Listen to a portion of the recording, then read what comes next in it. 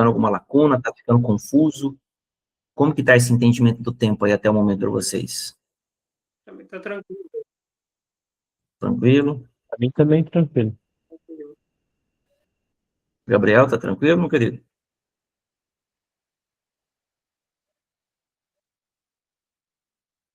Galera, é a primeira vez, olha, eu dou aula aqui tem uns 2 anos e meio, quase 3. É a primeira vez, eu não sei se a Suelen tá aí, Jean? Tá. Ah, tá, então, é a primeira vez que tem a maioria de homens, se não falar só homem. Mas como ela tá ali também, então, a Eu maioria tô de... É a aqui, primeira... não, tem uma mulher no meio. Tem, glória a Deus. Glória a Deus. Então, porque geralmente é maioria, tudo mulher. Hoje é a primeira vez que a maioria é homem. Então, tem uma mudança acontecendo aí, graças a Deus. Eu creio que tudo fala, sabe, irmão? Estou brincando aqui, mas eu creio que tudo fala. Eu não acho que existam aleatoriedades, não acho que existam coincidências, eu não acredito nisso. Eu acredito em sincronia, e hoje a gente vai conversar disso, porque se você for olhar, a primeira coisa que Deus criou, vamos lá, vamos perguntar aqui, vamos fazer uma pergunta aberta primeiro. Qual foi a primeira coisa que Deus criou? Quero que todo mundo responda aí. Tempo. Tempo. Você concorda, Matheus? Discorda? Se for a partir do princípio de Deus criar todo esse universo, sim, foi o tempo e o espaço, né? Foi isso aí. A partir daí que veio o resto. E você, Gabriel? O que você acha? Deixa eu ver se ele está escrevendo aqui, porque eu não estou com o chat aberto. Qual foi a primeira coisa que Deus criou? Tá certo. Então, gente, olha só, por que que é importante a gente saber disso? Porque Deus, ele criou o universo e ele estabeleceu padrões. Tudo que Deus faz é por meio dos seus padrões. Tudo que o diabo faz é por meio dos padrões de Deus, por um véuzinho que nós vamos falar no decorrer da conversa. Tá bom? Então, é só um ajustezinho. Então, se você entende que Deus trabalha assim, tudo que Deus faz precisa passar pelo tempo. Não tem como eu querer ou esperar algo do Senhor sem que eu tenha que mexer no tempo. Tá? Então, é nesse sentido que eu quero trazer. E nós vamos conversar hoje de uma forma muito interessante para você entender o tanto que o tempo é relevante, o tanto que a gente, às vezes, desperdiça tempo achando que está investindo, ou a gente acaba que investe tempo onde pensa que está desperdiçando. Nós vamos conversar sobre isso, vocês vão ver o tanto que é interessante. Então, olha aí no slide aí, quem consegue ler. O relato de Gênesis 1 revela que o Senhor criou tudo em 6 dias e descansou no 7º.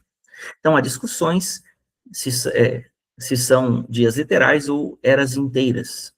Assunto que não cabe aqui. Seja o que for, cabe a nós pegar o que é comum em ambos os pensamentos. É que os dias são vivos. Então, olha o Salmo 19, verso 2 aí, ó. Um dia faz declaração a outro dia, e uma noite mostra sabedoria a outra noite. Irmãos, aqui eu vou fazer um comentário, tá? Estes seres espirituais, porque os dias são vivos. Então, aqui eu já coloquei como seres espirituais, tá? Porque tudo que é vivo é um ser. Ele se comunica e tem inteligência própria. Estes seres espirituais manifestam a cada ciclo a sua personalidade, de vida quanto no circuito divino, que é o calendário espiritual, e de morte, quando sob o calendário gregoriano. Eu não sei se você está com a sua Bíblia aí, mas eu vou abrir aqui, Salmo 19, que ele tem mais versículos interessantes. Eu coloquei esse como um versículo-chave, mas vamos pegar um pouco mais amplo aqui o Salmo 19. Salmo 19, versículo 1 diz assim, ó, os céus proclamam a glória de Deus, e o firmamento anuncia as obras das suas mãos. Um dia discursa outro dia, e uma noite revela o conhecimento a outra noite. Não há linguagem, nem há palavras, e deles não se ouve nenhum som. No entanto, por toda a terra se faz ouvir a sua voz e as suas palavras até os confins do mundo. Então, isso aqui é interessante porque tudo que a gente faz fica registrado no tempo. E esse tempo, esse dia, ele se encarrega de passar essa mensagem para que o próximo dia venha a desenvolver e dar continuidade ao que fazemos. Então, é muito interessante a gente olhar. Aí aqui, ó, eu quero que você entenda o seguinte, olha ali, ó, embaixo no slide ali, tá escrito lá, o véu da inversão. Lembra que eu falei que tem um véuzinho? É justamente sobre isso. Irmãos, Deus trabalha com verdade. Então, a verdade, ela é o absoluto, é o que é e acabou. A mentira é o outro extremo. Tá aí no seu slide. Onde entra o véu, irmãos? O véu entra no engano. É quando eu tenho algo como verdade, mas essa verdade não é de Deus. Ela é uma verdade inferior, mas ela não é uma verdade que sustenta a vida. Aí você fala assim, Tony, como assim? Tudo que Deus fez é vivo. Desde a pedra, o grão de areia, até a baleia no oceano, até o Leviatã, até o Behemoth, essas criaturas gigantescas aí que a gente ainda não viu. Tudo que Deus criou é vivo. Seja visível, seja invisível. Deus não criou nada inanimado, ainda que no nosso mundo, na nossa dimensão, a gente não veja nenhum movimento, nenhuma comunicação disso conosco. Mas dentro da sua medida, aquele objeto, aquele ser, né, ele comunica algo com Deus. Até aqui, tá tranquilo para vocês? Beleza? Então, olha que interessante. Verdade, verdade, mentira. Engano é o véu. Ou seja, ele é uma parte que não é nem verdade e não é nem mentira.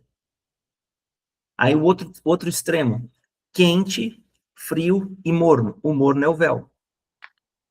Porque a pessoa fica incapaz de se posicionar. Olha outro ponto, o ser humano foi criado em espírito, alma e corpo. O espírito é a essência do ser, é a verdade. Você é um espírito que tem uma alma e habita num corpo. O corpo não é o que você é, o corpo é o veículo da sua presença na Terra. Então, a alma, ela é no meio do caminho. Então, é aqui que está o engano. Por que eu coloquei nessa sequência aqui? Porque, na verdade, ambos vão disputar a sua alma. Tanto um quanto o outro, a guerra é pelo teu interior. Por isso eu fiz questão de colocar dessa forma assim. E aí você vê que esse padrão, ele se repete na cruz. Por exemplo, existe a verdade, que é um reconhecendo Jesus, por exemplo, no meio do caminho, e existe um que não reconheceu Jesus e ali foi morto ali mesmo e foi para o inferno.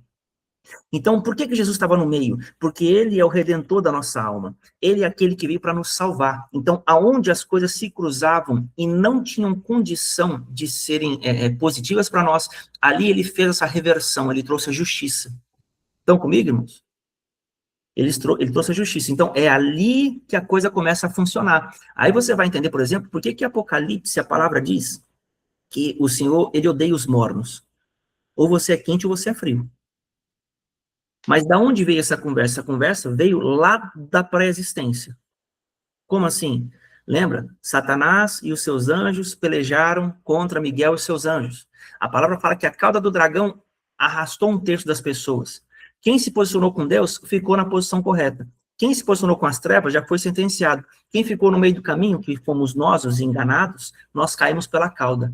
Então, o tribunal da decisão agora para nós, o dia da decisão, que fala a Escritura, não sei se você já leu em algum momento, o vale da decisão, o dia da decisão, é esse período no qual nós estamos inseridos aqui. É muito mais difícil decidir aqui do que decidir na eternidade, onde nós não nos posicionamos. Porém, o Senhor está nos dando uma chance. E isso vai ficando cada vez mais nítido. Você conquista a tua alma, à medida em que você deixa o Senhor trabalhar na tua fé. Então, o maior desafio que nós temos é justamente aquele de nos posicionarmos e aceitarmos o sacrifício, porque o caminho de redenção da alma é aquele que vem remir para mim o que eu carrego, o que eu tenho, o que eu sou, o que eu penso. Deus tem que crucificar aquilo. Então, eu coloquei no final aqui essa questão dos ladrões da cruz, para você entender que Deus trabalha com padrões, e esse aqui, no caso, é um padrão de 3. Tá? Então, o diabo ele vai sempre trabalhar em 2 níveis, ou com a mentira literal, ou com o engano. Quando que o engano entra no coração de alguém? Quando a área da alma dela não foi convertida ao Senhor, ou pior, quando a pessoa nunca se converteu. Porque todos nós, irmãos, nós somos, embora a gente nasça de novo, a nossa alma é resgatada progressivamente. Então, não é porque você nasceu de novo que agora está tudo certo para você. Você tem justiça para poder remir a tua alma e tomar posse da tua herança. Se você não exercitar essa justiça por meio da fé, do quebrantamento, do jejum, da obediência sacrificial, você nunca vai tomar posse do que é teu, que na prática é a tua alma. A tua alma, ela tem um depósito, um terreno de Deus com coisas para você. Ontem eu estava ensinando na MCI, 3 João 2. Amado Gaio, faço votos por tua prosperidade e saúde, assim como é próspera a tua alma. Então, a prosperidade e a saúde têm total relação com a condição interior do ser. Com o quanto você consegue vibrar aqui dentro na frequência do fruto do espírito, que são vibrações altas. Então, se uma pessoa ela tem o pensamento correto e ela tem a vibração errada, ela está com a fé desqualificada, porque a fé não é só uma informação para ela saber. A fé é um chão e um suprimento para ela trilhar. Então, precisa, dentro de uma constância, você ir elevando a tua vibração. E isso não é uma coisa que você faz sem justiça. Você pode se empenhar o quanto for, você pode pegar técnicas de neurolinguística, pode falar com os melhores coaches do mundo. Eles não têm poder de sarar você e te manter curado. Porque se você for olhar os testemunhos de alguns deles, eles falam assim, não, mas eu libertei o fulano do cigarro, eu libertei o ciclano do vício, do não sei o quê, etc. Tudo bem, você trouxe justiça para ele? Não, não trouxe. Então aquele cara tem probabilidade de voltar. Porque onde não há justiça, não há suprimento de vida. O cara, ele vai ter um ajuste na alma dele, mas não vai ter o preenchimento com justiça, que é o que Deus valida para a eternidade. Diga, Jean. Eu queria mais detalhes a respeito de justiça, porque justiça que eu conheço, em primeiro ponto, até pelo versículo que diz que o Espírito Santo vos convencerá do pecado, da justiça e do juízo, ele fala que a justiça está, porque Cristo já venceu tudo. Mas quando a gente fala de práticas de justiça, naquele texto, por exemplo, de Mateus, buscar primeiro o reino dos céus e a sua justiça, ali ela já traz uma ideia de justiça social, de tzedakah. Queria que você ampliasse um pouco o termo justiça, o entendimento do justiça. É porque justiça, irmãos, entenda o seguinte, onde começa a justiça para nós, quando Cristo veio? É a transferência da identidade dele para nós. Ou seja, ele nos transferiu um manto de justiça. O que é isso? Ele obedeceu em tudo, ele não perdeu, não teve pecado na estrutura do ser dele. Então, ele pegou essa justiça e deu a todo aquele que crê. Então, você nasce de novo. Só que isso vem em forma de semente na tua vida. Quando que você está, de fato, na plenitude da justiça, ou pelo menos no caminho que ela abriu para você? Quando o que você pratica não somente é por racionalidade, mas tem a provisão de vida interna. Então, assim, o primeiro direito que a justiça te dá não é a bênção de Deus de recompensa externa, mas é a vida que faz frutificar. Então, se você está praticando alguma coisa, mas você não cresce, por exemplo, em amor, longanimidade, mansidão, domínio próprio, paz, bondade, benignidade, fidelidade, se isso aqui não aumenta na tua vida, a tua justiça está no engano. Porque você tem um ato isolado que beneficia, que é mandamento, mas que não transforma. Então, precisa haver um nível de transformação interna que Paulo explica isso em Romanos 8. Ele fala assim, né? Portanto, nenhuma condenação há para aqueles que estão em Cristo Jesus. Aí ele vai explicar, porque a lei do Espírito da vida em Cristo Jesus te livrou da lei do pecado e da morte. Ah, peraí, que lei é essa de Espírito da vida e lei de pecado e de morte? Então, Jesus falou, as minhas palavras são Espírito e são vida. O que é para a direita é para a esquerda. Se as de Deus são Espírito e vida, as do diabo são o quê? Espírito e morte. Então, entenda, tudo que não me transforma por dentro, ainda que seja bíblico, está no engano. Ou seja, caiu no território da minha alma que tem duas situações. Ou eu não nasci de novo, ou eu não estou disposto a sacrificar para que a justiça venha colocar vida naquele território e me faça frutificar ali também. Então, a justiça ela é um permear da palavra. É a palavra mexendo na tua estrutura de ser, não na tua informação mental. Consegui explicar, Gina? Conseguiu, ampliou o entendimento, me deu aqui alguns outros caminhos para mergulhar, né? Mas trouxe. Mas assim, eu acho que o ponto que eu entendi é o que você falou sobre que a primeira bênção que em Cristo foi transferida pela justiça foi a bênção de que a gente pode frutificar. Que é a ideia de o que você sara internamente, ou o que você transforma dentro de você semelhante a Cristo, começa a projetar para fora alguma coisa. E não necessariamente é na minha bênção, na minha vida em si, mas é na vida do próximo, porque você trouxe os frutos do Espírito, que nenhum fruto do Espírito, teoricamente, é para nós, necessariamente. Sempre depende muito do outro, né? O outro também é abençoado pela transformação que eu vivo. Então, foi esse o entendimento que eu tive. Eu vou ampliar um pouco mais para você aqui, ó. É porque, assim, é muita informação para poder passar, mas eu digo para você o seguinte, João capítulo 1, verso 4, a palavra fala assim, ó, ele está falando no princípio era a palavra estava com Deus e a palavra era Deus. Aí ele fala no verso 4 assim, a vida estava nela, e a vida era a luz dos homens.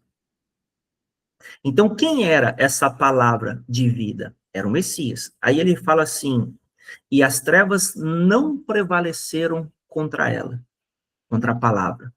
Então, significa que aonde há trevas, não há evolução interior.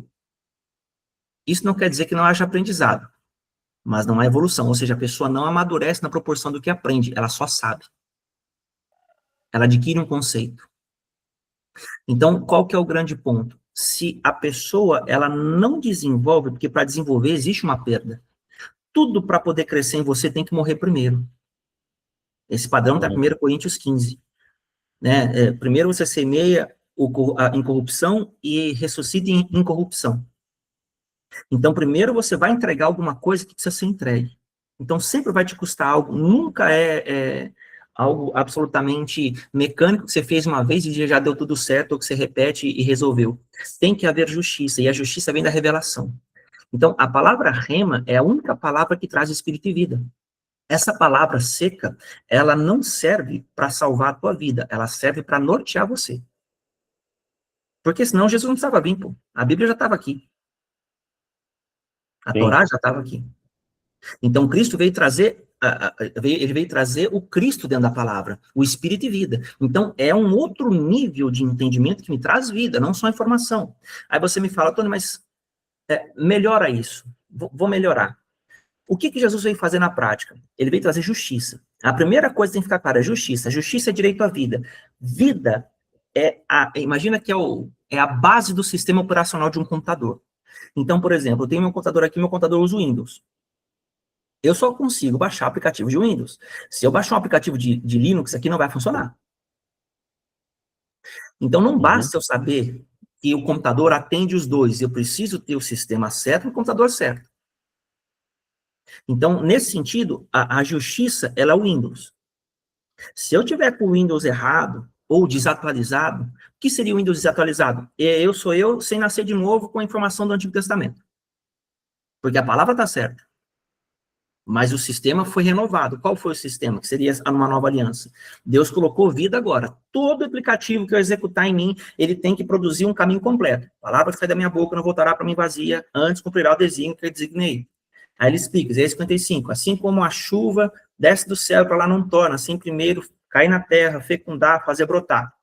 Né, da semente ao semeador e pão ao que come. Assim será a palavra que sai da minha boca, não voltará para mim vazia. Então, muitas pessoas, Jean, elas pegam a palavra e põem para fora, elas são trabalhadas na construção interna. Mas o que Deus constrói internamente? Deus constrói, a palavra dele tem mandamentos, estatutos, juízos, ordenanças e preceitos. Já viram que várias vezes há essa troca de palavras?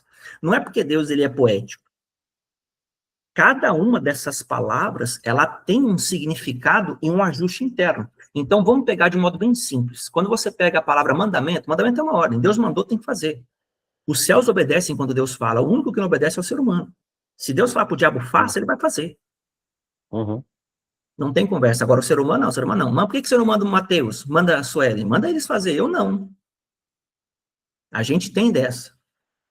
Agora, qual que é o grande ponto? Mandamento, estatuto. O que é um estatuto? Vamos puxar para a nossa justiça natural. Estatuto é um conjunto de normas que as coisas funcionam. Ó, aqui nesse lugar a regra é essa, lei do estatuto. Então, veja que mandamento, ele compõe estatuto. Então, quando você começa a trabalhar com mandamento, você vai começando a forjar um estatuto. Que estatuto é esse? Estatuto do reino. O reino tem uma configuração sobre o qual ele nos promete proteção e provisão. Fora desse estatuto, não tem jeito de eu ser amparado pelo reino. Então, ó, mandamento, estatuto, preceito. O que é o preceito? É um dos primeiros direitos que o estatuto me dá. Qual é o direito? A vida. Preceito é o cumprimento interno e provisão de vida para a informação que eu carrego. Aí você fala, Tony, me dá a base bíblica. Eu vou te mostrar. Romanos capítulo 8. Olha aqui, ó. Romanos capítulo 8. O apóstolo Paulo fala muito bem descrito aqui, ó. Verso 2. Porque a lei do Espírito da vida, em Cristo Jesus, te livrou da lei do pecado e da morte. Porquanto que for impossível a lei no que estava enferma pela carne, isso fez Deus enviando o seu próprio Filho em semelhança de carne pecaminosa, e no tocante ao pecado. E com efeito, condenou Deus na carne o pecado, a fim de que o preceito da lei se cumprisse em nós, que não andamos segundo a carne, mas segundo o Espírito. Então, qual que era o problema? Eles tinham o mandamento correto, o estatuto correto, mas tudo era fora. Quando Jesus trouxe a justiça, o preceito passou a cumprir dentro. Não dava mais só resposta externa. Agora é a lei do Espírito da vida. Agora Deus dá vida aos corações. Estão comigo? Sim. Então, aí se você continuar Romanos 6, aí você vai achar aqui, ó, Romanos 8, né? Verso 5. Porque os que se inclinam para a carne cogitam das coisas da carne, mas os que se inclinam para o Espírito, das coisas do Espírito. Porque o pendor da carne dá para a morte, mas do Espírito para a vida e paz. Então, olha para você ver, como que você sabe que a pessoa está na jornada espiritual correta dela? Quando ela cresce em nível de vida interna e de paz. Ela precisa crescer nesse nível. Que paz é essa? Paz interior. O pau está quebrando, as coisas não mudaram, as circunstâncias continuam difíceis, mas ela está num nível de estabilidade onde o mandamento, o estatuto e o preceito estão exercendo sobre ela uma capacidade de permanecer. Porque enquanto essa lei age dentro, ela te guarda por dentro. Ela não deixa a tua vibração baixar e permanecer baixa. Então você recebe um ataque, às vezes aquilo retrocede, mas depois volta e estabiliza, teu coração fica guardado. Então é para guardar o ser humano. Então é uma espécie de cerca protetora que Deus dá. Agora, qual que é o próximo nível depois disso, depois do preceito? Aí nós temos o juízo. O que é o juízo? É a capacidade de ver as coisas segundo Deus e sentenciá-las segundo Ele. Então, é quando a tua mente já está pronta para julgar. Aí já é um nível de maturidade. Aí Deus já te deu sabedoria, graça, virtude e fruto para que você possa julgar as coisas segundo Ele. Mostra o cumprimento dessa palavra nas Escrituras. Mostro. Isaías 54:17. Toda arma forjada contra ti não prosperará. Toda língua que ousar contra ti em juízo, tu a condenarás. Porque essa é a herança dos servos do Senhor e o seu direito que de mim procede, diz o Senhor. Então, quando você consegue discernir isso na mente, você já não aceita qualquer coisa que o diabo te comunica, você já não aceita qualquer coisa que as tuas emoções tentam te dizer, suas circunstâncias, você está estável na palavra de Deus. Claro que pode haver oscilações para lá e para cá, dependendo do nível do ataque, dependendo do nível da pressão. Isso é normal. Aí, qual que é a descrição do processo? Em tudo somos atribulados, porém não angustiados, perplexos, porém não desanimados, abatidos, porém não desamparados, sabe? Essa passagem, essa oscilação é normal. Uhum. Entendeu? Então, agora, o objetivo do Senhor é te dar constância. Por quê? Porque quando a palavra passa por dentro e permeia mesmo, você tem resistência, você tem força. Porque não vai evitar o problema, ela vai te blindar a ponto de você não permanecer responsivo ao problema. Você não responde ao problema, você responde à palavra. Todo idólatra, ele responde à circunstância. Todo adorador, ele responde à palavra. Eu vou repetir. Todo idólatra, ele responde à circunstância. Todo adorador responde à palavra. Uhum. Isso é profundo o que eu estou falando. Sim. Porque, no final das contas, o espírito da gente foi treinado para obedecer a palavra e funcionar nela. Tudo que está fora da palavra cai para o campo das emoções, da lógica, da filosofia, ou qualquer outra coisa. Tudo isso aqui, irmãos, é sujeito às circunstâncias e responde a um fato que já foi colocado diante de você. Então, você vai ser responsivo a algo, você não vai ser governador sobre algo. Então, nós, irmãos, nós só respondemos a palavra porque somos servos dela e filhos do Senhor. Quando você deixa de responder a palavra, você está dizendo que o que está lá é Deus sobre você e norteia a tua vida e as suas emoções.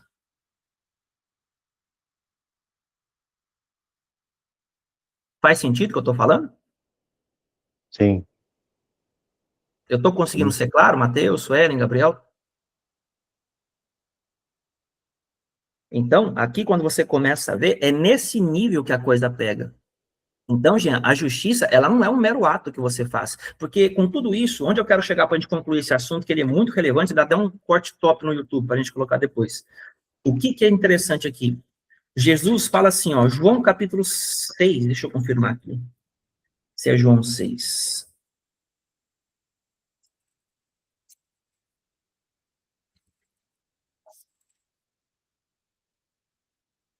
É. João 6, a partir do versículo 35. Ó, vamos ler aqui, ó. João 6, 35. Declarou-lhes, pois, Jesus: Eu sou o pão da vida. O que vem a mim jamais terá fome, e o que crê em mim jamais terá sede. Porém, eu já vos disse que, embora me tenhais visto, não me credes. Todo aquele que o Pai me dá, esse virá a mim. E o que vem a mim, de modo nenhum lançarei fora. Porque eu desci do céu e não para fazer a minha própria vontade, e sim a vontade daquele que me enviou. E a vontade daquele que me enviou é esta, que nenhum eu perca de todos os que me deu. Pelo contrário, eu ressuscitarei no último dia. Não, não é esse verso aqui, não. Acho que está antes. Cadê?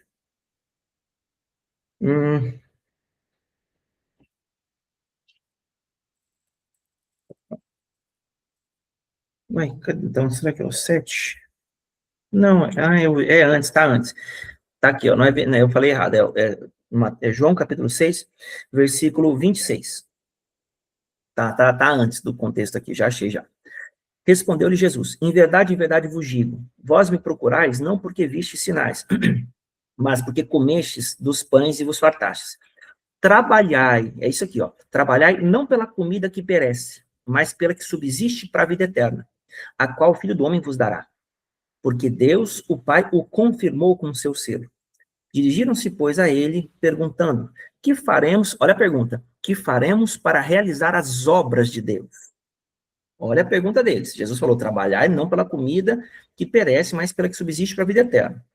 Aí eles perguntam: que faremos para realizar as obras de Deus? Aí Jesus fala: a obra, no singular, de Deus é esta, que creiais naquele que por ele foi enviado. Então, o que ele está dizendo aqui? É muito importante eu saber a diferença entre fé e crer, porque senão eu não vou entender o que ele está falando aqui. Fé é um substantivo. Crer é um verbo. Fé é um pensamento dado por Deus na minha mente. Crer é como eu vou pôr esse pensamento em prática, seja em palavra, seja em conduta. Então, ele fala assim: a obra de Deus, no singular, é que creiais. Agora, o que é interessante? Lá no próximo capítulo, João capítulo 7, na festa do tabernáculo, Jesus fala assim, ó: quem crê em mim, como diz a Escritura. Então, não é só crer, eu tenho que crer no padrão que Deus dá. Crer como diz a Escritura. E como eu creio, como diz a Escritura? Quando essa justiça permeia o meu ser por dentro, me reconfigurando de acordo com os mandamentos. Então, eu tenho que pensar no estatuto, no juízo, no preceito, isso tem que executar em mim um nível de elevação vibracional. Dentro daquilo que Deus propõe, isso tem que acontecer simultaneamente. Porque senão, eu estou somente no território do intelecto, e Deus não vem converter meu intelecto, ele vem me dar a mente de Cristo. Eu morro para viver, eu morro para viver. Então, a ideia de Deus não é que você saiba adestrar a carne dos outros, é que você leve elas à morte. Então, isso aqui é tão poderoso, irmãos, que se a gente não separar essa linha, a gente vai ter um monte de gente enganada. Porque qual que é a pergunta de Jesus em Lucas 17? Quando vier, porventura, o Filho do Homem, achará fé na terra? Veja que ele não está falando de boas obras, ele não está falando de igrejas abertas, ele não está falando de nada disso. Ele está perguntando se vai achar fé. Porque é aí que Paulo terminou a batalha da vida dele. Combati o bom combate, completei a carreira e guardei a fé. Então, o que importa é o que você está carregando dentro de você, de tudo que você faz. Se no final das contas, de repente, não ficou nada externo daquilo que Deus te ordenou fazer, mas daqui dentro você está tremendamente semelhante a Ele, meu querido, você concluiu o propósito. Porque a pergunta em João 6 era o quê? O que faremos para realizar a obra de Deus? A palavra fala que, irmãos, a obra de Deus, ela é Filipenses 2,13. É Deus quem efetua em nós o querer e o realizar. Você lembra que nós lemos que Jesus falou assim, ó, eu desci do céu para fazer a vontade do meu Pai. Então, se Deus não configurar a tua vontade, se Deus não mudar essa vontade, não é fazer só sacrificialmente, porque fazer sacrificialmente é um processo do trabalhar de Deus. Mas quando você chega num nível em que a sua vontade já é a mesma de Deus, é sinal de que você conquistou aquele território. Agora você já não tem resistência, você faz porque você quer fazer. Então, Deus já estabeleceu a vontade dele. Ali ele pôs o trono, ali ele governa com você. Daqui a pouco você recebe a coroa da justiça. O que é a coroa da justiça? É os céus autorizados a responder a palavra que sai da tua boca. Aí é governo. Então Deus, irmãos, ele quer trazer para nós uma vontade que se cumpre dentro e se estende fora. Deus nunca vai fazer na vida dos outros o que ele não fez na tua.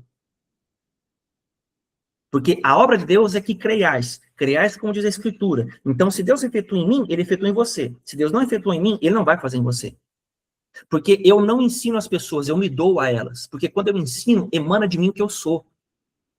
Nesse contexto, Jesus fala, eu sou o pão da vida. Vocês estão entendendo o que eu estou falando? Isso aqui é muito forte. Esse nível de palavra aqui, realmente para nós, irmãos, é muito esclarecedor. Porque a maioria de nós nem sonha disso. A gente só quer fazer, aprender, crescer. Alguém quer falar alguma coisa? Pode falar. Então, assim, Não, acho que não. pode falar, Jean. Não, era só para falar que eu acho que não teve ninguém que levantou a mão, não, mas é verdade. Esse nível de palavra, ele é um nível de palavra muito esclarecedor no que diz respeito à verdade, né? Eu comecei a chegar nesse entendimento, até esse texto que você trouxe de João, um texto que eu gosto muito, você acaba aprendendo a entender a verdade do Senhor nos detalhes da palavra, né? E esse texto de João fala que a obra do Senhor é crer naquele que ele enviou, isso parte do princípio de tudo. Você pode fazer muitas coisas externamente, muitas obras externamente, que não têm a aparência de Cristo. E essa é, infelizmente, a grande característica do sistema religioso. Eles fazem muitas coisas que dão cara, e aí a gente ainda tem um Cristo romano, né, uma religião romana, então eles vão dando cara para a religião, e as pessoas aceitam e está tudo bem. Quando você olha de fato a palavra, você percebe o quanto que destoa do que está escrito. Então faz total sentido. Eu lembro que, quando você falava, eu lembrava de alguma das nossas conversas há muito tempo atrás. Eu acho que foi quando eu voltei de Goiânia para São Paulo, 2015. E uma das conversas que a gente teve, você falava que eu questionava exatamente isso, o fato de ministrar a palavra e sentir que ainda não estava sendo transmitida com a vida que deveria ser. Era uma palavra que provocava um movimento, era uma palavra que provocava ali reações na igreja em si, mas que eu voltava para casa com a sensação de que não era para ter sido aquilo, que eu fiquei devendo para o Senhor. E aí eu me lembro que você me falou uma vez que exatamente isso, que é a vida que eu transmito de Cristo quem faz esse efeito. E aí, desse dia em diante, eu passei a conhecer o Cristo, a mergulhar no Cristo, investir em livros a respeito de quem ele era, fiz cursos, mergulhei em todas as referências bíblicas a respeito, e isso fez uma virada de chave na minha vida.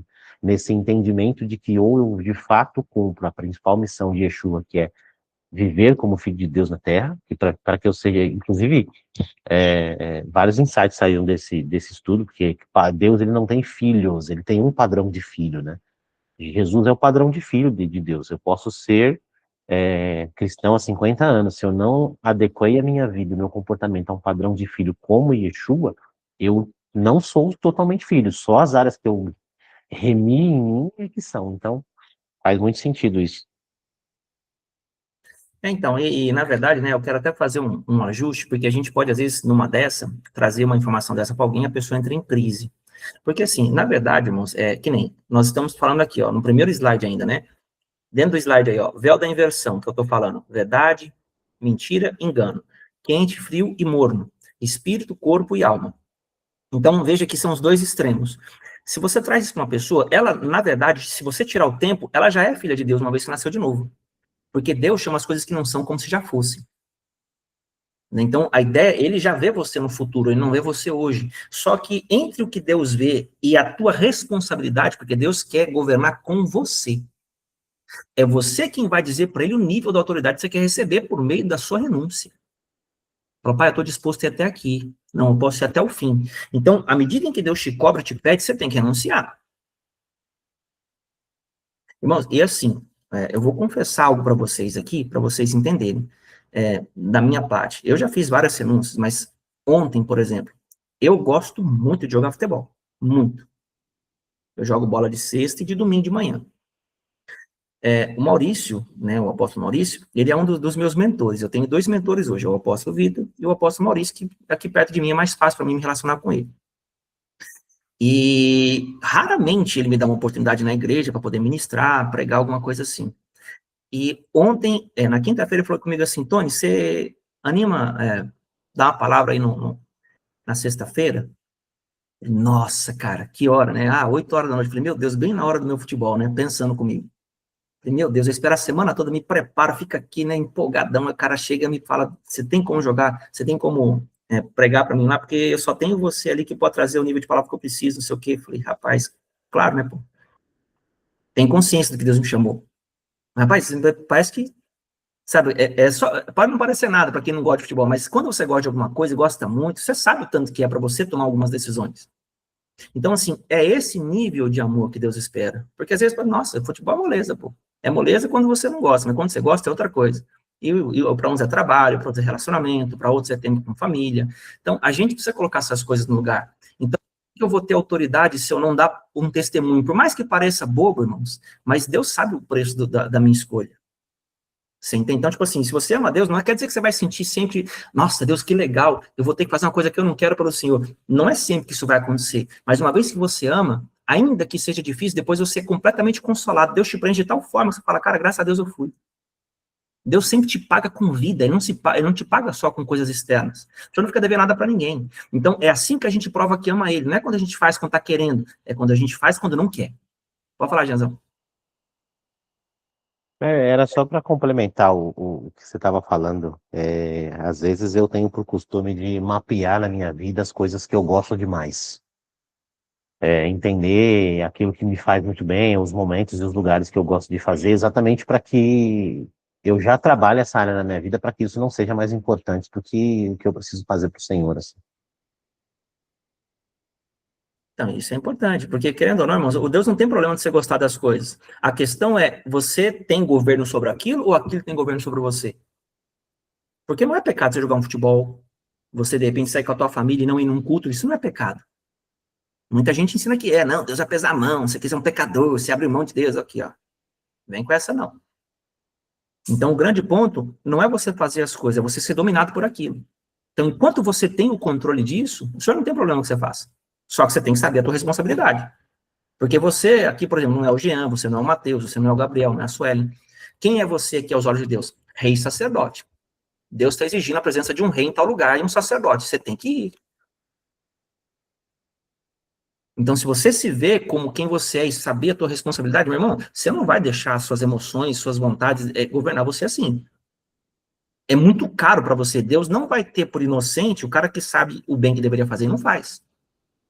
Então, a quem muito é dado, muito é cobrado. Do mesmo modo que Deus te dá poder, revelação e sabedoria, o julgamento é na mesma medida. Se você achar que você pode meter o louco em Deus aqui e fazer o que você quer, meu irmão, pode esperar que a hora que ele vier disciplinar você aí, é na mesma medida. Tá bom? Então, vamos seguir aqui, ó. Vamos para o próximo slide aqui. Então, aqui, irmãos, nós estamos falando sobre o tempo. E vamos entrar agora na questão do ciclo de dias. Deus criou o mundo em 6 dias e no 7º ele descansou. Então, olha só que interessante. Para cada um dos dias, nós falamos que é uma entidade. Tá aí, eu não sei se você vai conseguir ler. Nós temos o Yom Ehad, que é o dia da sabedoria. Nós temos o Yom Shenil, que é o último dia aqui, ó. Está fora de ordem, não sei porquê. Mas está aqui, Yom Shenil, o entendimento. Aí nós temos aqui... já entendi, já. Olha que interessante, mas eu não tinha notado isso aqui, não. Eu notei agora. Você viu que o 1 e o 2, eles começam de cima para baixo? Vocês notaram aqui, não? Olha lá. Yom Ehad, sabedoria. O dia 2, ele está lá embaixo, ó. Yom Sheni, é o entendimento. Agora o 3, ó. Yom Shalishi, conselho. O 4 está lá embaixo, ó. Yom Habil, fortaleza. Aí depois nós temos Yom Hamishi, conhecimento. E o 6, temor. O 7, que é o do meio, é o Senhor. Eu vou fazer uma pergunta de falar. Você sabe por que está assim? Agora eu entendi, eu não tinha visto, não. Eu Pode não falar? sei. É por conta dos braços, um interligando no outro? O Sim, primeiro braço liga o último, né? é por aí. É como se fosse um ciclo, Jean. Então, Sim. entenda que Deus cria em ciclos. Então, o primeiro dia comunica ao segundo, que comunica ao terceiro, que comunica ao quarto, que comunica ao quinto. Então, é como se a roda fizesse assim, ó. Porque a vida com Deus, você pode ver que a menorá está deitada. Então, ela está deitada não é só para facilitar a leitura, ela está deitada porque fala de ciclo. Então, pode ver que o sétimo, que foi quando Deus descansou, ele está no meio. Então, ele não está no final, por exemplo. Então, o que é interessante é que Deus trabalha com ciclos de dias. Então, o que é legal? É que o ciclo não fecha, ele é uma espiral. Então, ele vem, dá a volta, quando ele vai chegar, ele vai para o segundo, para o terceiro, para o quarto. Pode falar, Jean. Tem relação com as aliadas, né? Também. Cada dia que você cumpre ali os mandamentos dos dias, você vai elevando um nível de aliar, né? Até que você consiga entregar no Shabat o canal aberto, né? O acesso livre, né? Sim. Então, são esses padrões de 7. Então, para cada um desses, Deus trabalha dessa forma. Então, é muito importante, é claro, isso aqui não é um ensino comum, isso é a mente hebraica, né? Mas, de uma forma geral, quando você vai vendo, ó, cada um desses nomes são dos 7 Espíritos de Deus. O Espírito do Senhor, de conhecimento, de entendimento, de sabedoria, de fortaleza, de conselho e o de temor do Senhor. Então, Isaías capítulo 11, verso 2, fala que o Cristo, ele veio nesses 7 Espíritos. Né? Vamos lá ver aqui, ó, vamos para o próximo slide. Olha lá, o primeiro dia, Yom Errado, né, sabedoria. Então, não se trata de um período, mas de um evento espiritual, ou seja, alguma coisa acontece enquanto aquele tempo está diante de nós. Na primeira aliança, seus efeitos eram externos. Em Yeshua, Messias, a justiça da nova natureza permite agora uma reestruturação interior por meio deste Espírito. Ou seja, Deus começa, por causa de Cristo, a fazer uma reorganização interna em você. O que é isso? É estabelecer a justiça para que você possa, em algum nível, ou um nível crescente, crer como diz a Escritura. Qual que é a promessa em Joel capítulo 2, né? Restituir-vos-ei os anos que o gafanhoto consumiu. Então, como é que Deus vai te devolver tempo se ele não te configurar internamente pela eternidade? Porque se você tem a palavra espiritual, mas a sua mente pensa temporalmente, você vai ter uma incongruência, não vai sintonizar. Mas vamos lá, ó. Segue aí, os dias e os seus portais. Outro fato importante é que cada dia é composto de 24 portais, um para cada hora. Porém, 4 destes se destacam. O portal das 6, que é o portal do renovo, relacionado à estação da primavera. O portal da frutificação, que é o portal do verão. O portal das primícias, relacionado ao outono. E o portal da maturidade, relacionado ao inverno, que é essa estação que nós estamos. Ali você vê o jogo de 6 horas, né? O horário de 6 horas. Cada vez que você ora num desses horários, você está movimentando no cerne da estação. Então, se você quer, por exemplo, obter determinados benefícios, respostas na estação do inverno, o melhor horário para você orar é o portal da meia-noite. Não quer dizer que nos outros sejam ruins, mas quer dizer que nesse período você começa a ter outros tipos de resposta. Aí você fala assim, mas Tony, por que saber disso? Olha só, isso tem relação com a capacidade de remissão do tempo que obtemos em transitar por eles. E outra pergunta se levanta. O que é remissão? Então, entenda que quando você começa a orar por ali, Deus começa a trabalhar na tua vida em prol da tua restituição. Não quer dizer que se você não orar, Deus não vai mover ali. Mas se você orar, você vai ter vantagens naquela janela de tempo. Tá bom? Então, vamos seguir aqui mais um pouquinho. Qualquer pergunta, qualquer momento, só chamar aí, pessoal. Ó, remindo o tempo. Então, o que a gente tem que saber aqui, ó? Efésios capítulo 5. Porque no outro tempo erais trevas, mas agora sois luz no Senhor. Andai como filhos da luz, porque o fruto do Espírito está em toda bondade, justiça e verdade. Aprovando o que é agradável ao Senhor. E não comuniqueis com as obras infrutuosas das trevas, mas antes condenai-as. Porque o que eles fazem em oculto, até dizer é torpe. Mas todas estas coisas se manifestam sendo condenadas pela luz. Porque a luz tudo manifesta. Por isso diz, desperta tu que dormes, levanta-te de entre os mortos e Cristo te esclarecerá. Portanto, vede prudentemente como andais, não como nécios, mas como sábios remindo o tempo, porquanto os dias são maus. Então, o que significa remir? Remir significa libertar, ressarcir, retomar por força, reparar ou recuperar. Em outras palavras, um dos principais benefícios é recuperar o que nos foi roubado. Então, quando você conhece a Escritura na sua amplitude, ou seja, o Antigo e o Novo Testamento, você costura pontos na tua mente que te dão um amparo na hora de decidir por coisas difíceis. Como eu disse, ó, a promessa em Joel aí, ó, restituir-vos-ei os anos que o gafanhoto, a locusta, o pulgão e a lagarta, o meu grande exército que enviei contra vós outros. Então, o Senhor quer devolver esse tempo, porque o diabo, irmãos, ele não quer roubar as coisas de você, ele quer roubar teu tempo, porque por meio do tempo, ele configura tudo em você, dentro e fora. Então, a ideia de Deus é te devolver o tempo, e a maioria das pessoas tem dificuldade com essa questão de celebração de festa. Não, porque isso é coisa de judeu. Não, porque você está querendo judaizar a igreja. Não, porque um monte de coisa. Por quê, irmãos? Porque desde que a Igreja Católica dividiu essas coisas e separou Israel do Evangelho, né, eles geraram uma divisão muito profunda de um espírito antissemita. Então, eles não são judeus, não sei o quê, etc. Os judeus são ruins, e olha a história, papapá. Tem muitas conversas sobre isso, mas a palavra fala que a salvação vem dos judeus. Como é que eu posso pegar a palavra afirmando algo e eu abrir mão daquela palavra e sentenciar todas as outras coisas? Então, é muito importante a mentalidade hebraica nessa compreensão do evangelho. Então, olha só, volta para o slide aí, ó. Esta promessa é tão poderosa que impacta gerações de bênçãos retidas. Aí, irmãos, aqui é o seguinte, quando Deus chama você, eu já falei sobre isso em outras aulas, por que você sofre mais? Se você for olhar para a tua casa ou para as pessoas à tua volta, você vai ver que parece que na tua vida tudo é mais difícil. Mas por que isso acontece? Porque Deus chamou você para ser um remidor geracional. O remidor geracional é um tipo de Cristo. Porque as coisas, o que Cristo fez foi tão poderoso, irmãos, que ele dividiu o tempo. Por isso que tem período antes de Cristo e período depois de Cristo. O calendário gregoriano foi dividido. Então, é muito profundo o que ele realizou.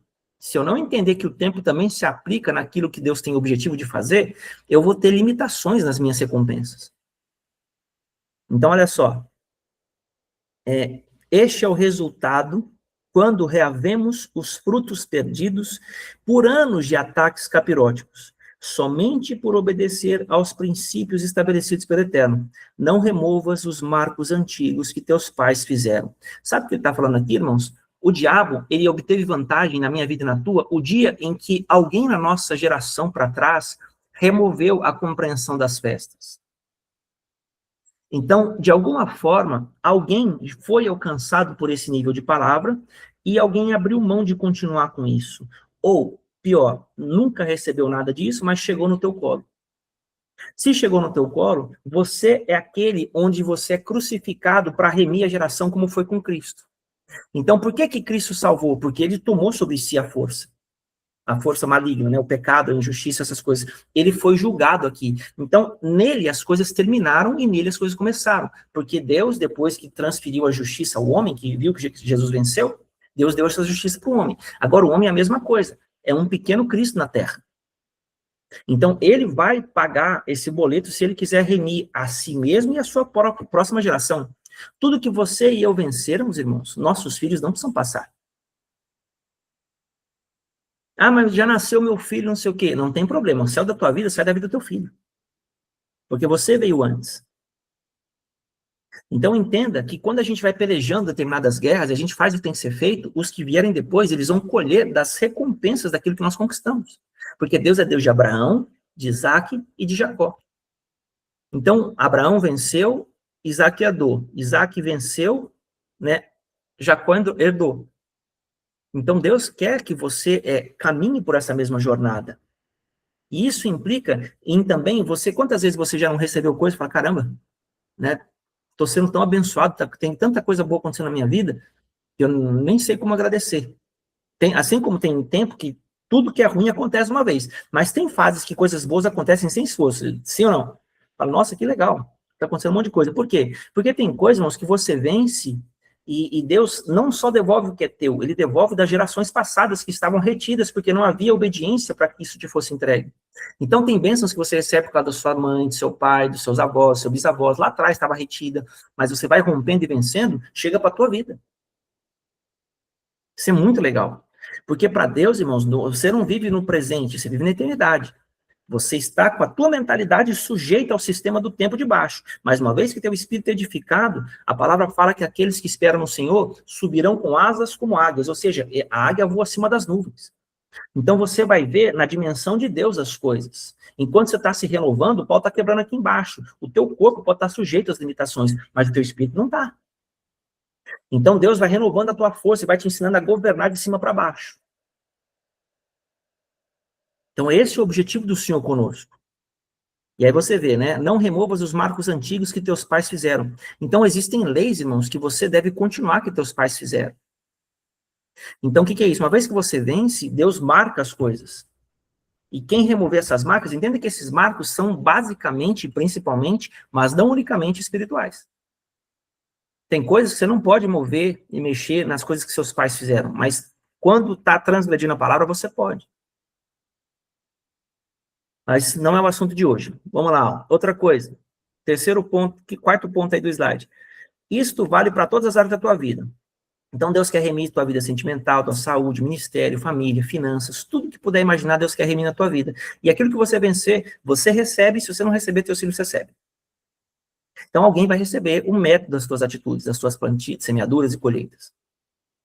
Outro lado agora, uma coisa, né? O que é para a direita é para a esquerda. Então, da mesma forma que se você vencer, Deus abençoa as tuas gerações, se você retroceder, o capiroto vai pegar a tua linhagem.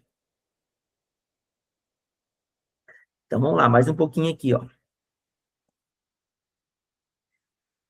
que aconteceu, irmãos, na questão dos espias e o relato da terra? Alguém lembra da história?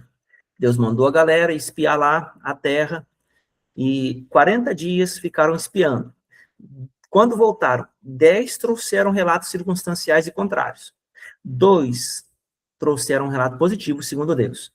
Então, olha que coisa interessante. A boca fala do que está cheio o coração. Logo, o Senhor se indignou com aquela galera por seu nível de incredulidade, murmuração e lachon hará. Por que lachon hará? Porque eles falaram mal da liderança e falaram mal de Deus, como se Deus fosse incapaz de resolver o problema que ele havia prometido que resolveria. Então, quando eu começo a falar mal, a murmurar, eu entro na dimensão da descrença. Olha aí, ó, passaram diretamente pelos 4 portais da estação com descrença. Que portais? Das 6, das 12, das 18 e das 24. Pelos portais da descrença.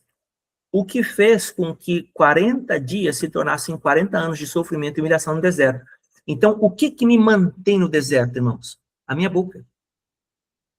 Quanto mais eu reclamar da vida, quanto mais eu procurar culpado, quanto mais eu dizer que a culpa não é minha, mas eu tenho culpa.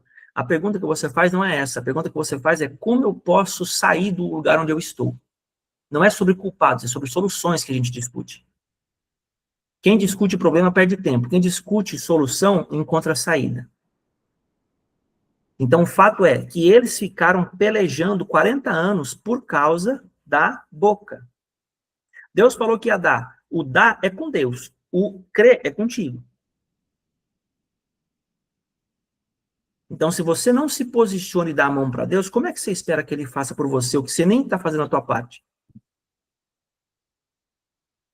Então, irmãos, Deus, ele já terminou a sua obra. A palavra fala em Gênesis capítulo 2 que Deus terminou todas as obras que Deus fez e descansou. Hoje, Deus não trabalha mais, tudo já está pronto. Eu e você acessamos isso por intermédio de Cristo, que abriu esse acesso. Se eu e você não adentrarmos por meio de Cristo, que é o quê? Ouvindo a palavra e praticando, a gente não vai conseguir acessar o que Deus deixou, porque não é Deus fazer, é Deus te dar o acesso. Então, quando você for orar, pergunta a Deus assim, Deus, estou precisando pagar uma conta, manda uma provisão. Não é isso. Pergunte a ele, Senhor, como acesso a provisão que já tem para mim nesse tempo? Onde está a pessoa que o Senhor ficou de me enviar para me ajudar nisso?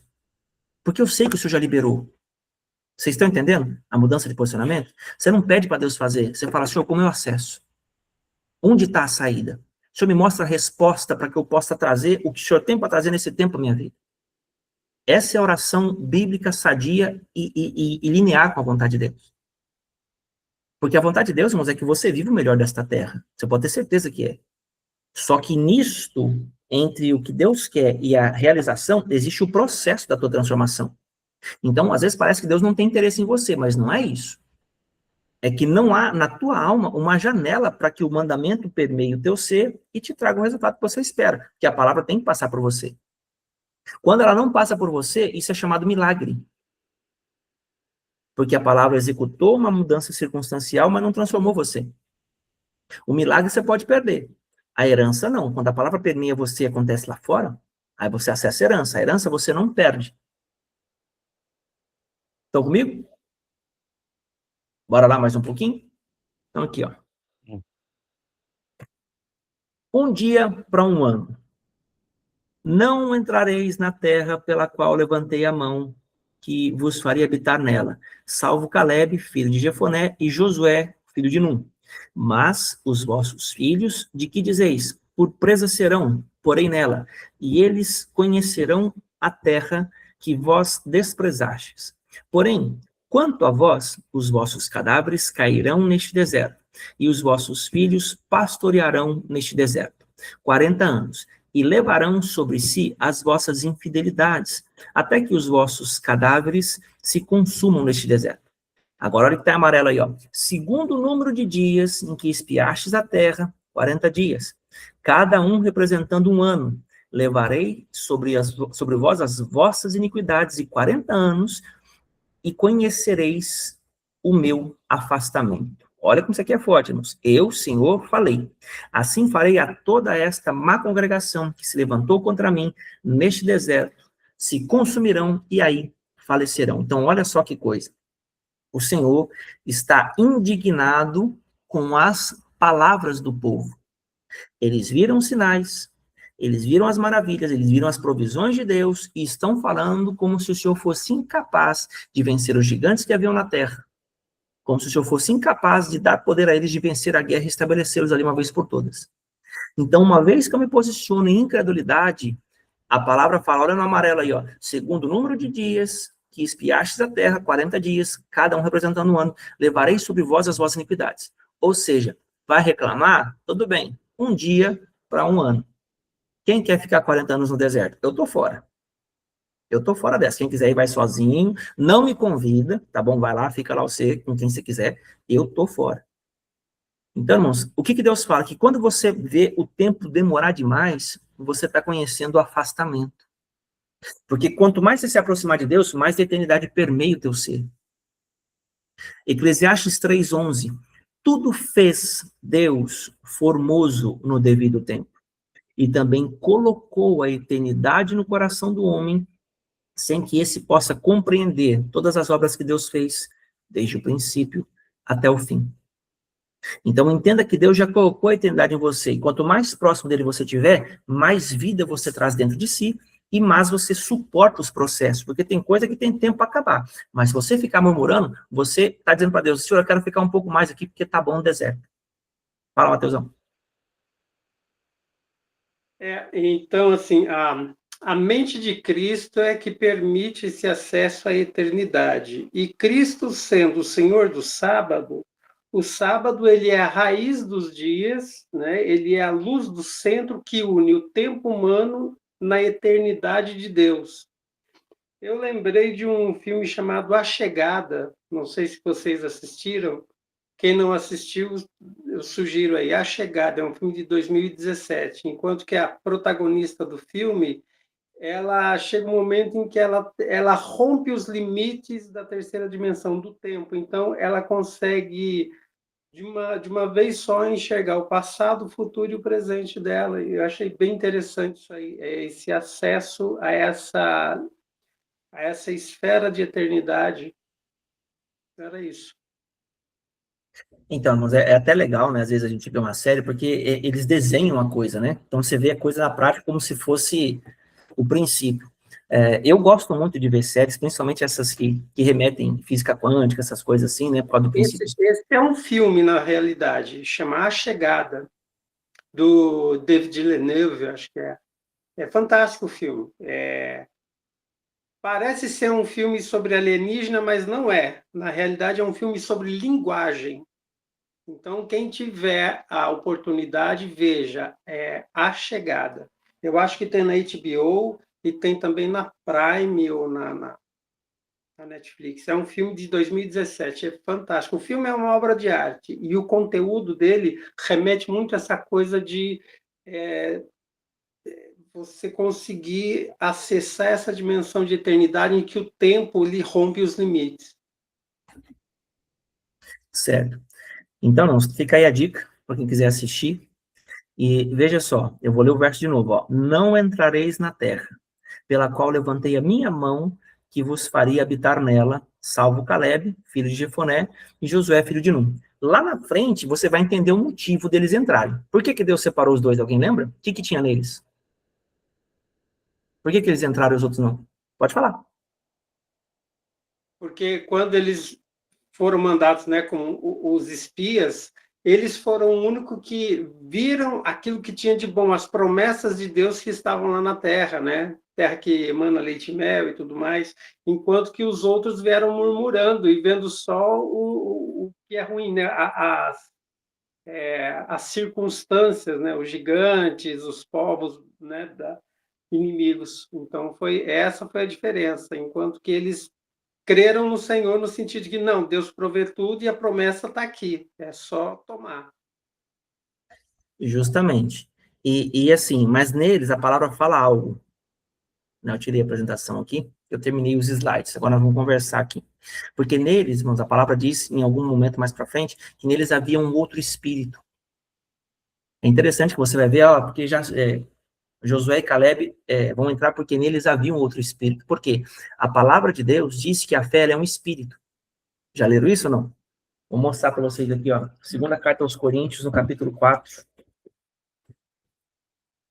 Lá no versículo, deixa eu ver aqui. Segunda carta aos Coríntios, capítulo 4, lá no versículo 11. Porque nós que vivemos somos entregues à morte por causa de Jesus, para que também a vida de Jesus se manifeste em nossa carne mortal. De modo que em nós opera a morte, mas em vós a vida. Tendo, porém, o mesmo espírito da fé, como está escrito: eu criei, por isso falei. Também nós cremos, por isso também falamos. Então, a fé, irmãos, é um espírito. E o próprio Deus, ele disse que Josué e Caleb tinham esse espírito. E como se evidencia esse espírito? Pela confissão. Então, aquilo que você fala é exatamente aquilo que você crê. Você pode não estar sentindo, você pode não estar mentalmente concordando, mas uma vez que você verbalizou, você está expressando um espírito que é como se fosse a linguagem do teu espírito, e não da tua alma, nem das tuas emoções. Então, quando você verbaliza a palavra, mesmo sem sentir, é o teu espírito falando. Vocês estão comigo? Quando você fala dos teus sentimentos, é a tua alma, é a tua mente, é você. Ah, mas é a realidade. Pergunta, vocês sabem a diferença entre verdade e realidade? Quem souber pode abrir o microfone e falar. Qual a diferença entre verdade e realidade? Na minha concepção, a verdade é a que cria a realidade. A realidade é um produto da verdade. O produto daquilo que é a manifestação da verdade. Sim, é uma boa forma de falar. Mas eu vou simplificar um pouco mais. É isso mesmo.